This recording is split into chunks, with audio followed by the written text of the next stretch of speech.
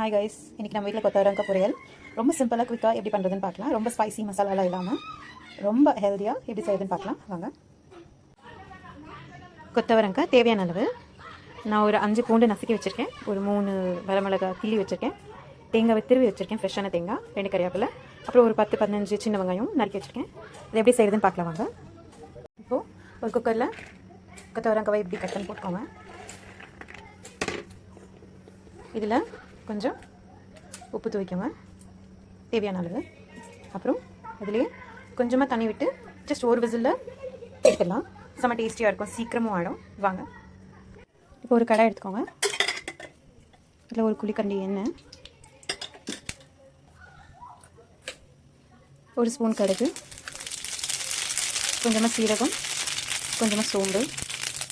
இப்போ இதில் சின்ன வெங்காயம் வெட்டி வச்சுருந்தா அதுவும் போட்டுருவோம். அது கூடயே பூண்டு தட்டி வச்சதும் மிளகாய் கிள்ளி வச்சதும் போட்டுருவோம். இது நல்லா வதங்கட்டும். இதில் கறிவேப்பிலையும் போட்டுருவோம், நல்லா வதங்கட்டும்.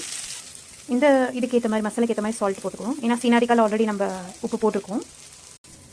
ஒரு விசில் ஆகிட்டு நல்லா சும்மா இந்த அளவுக்கு வெந்தால் போதும், ரொம்ப நல்லா வெந்திருப்பேன்.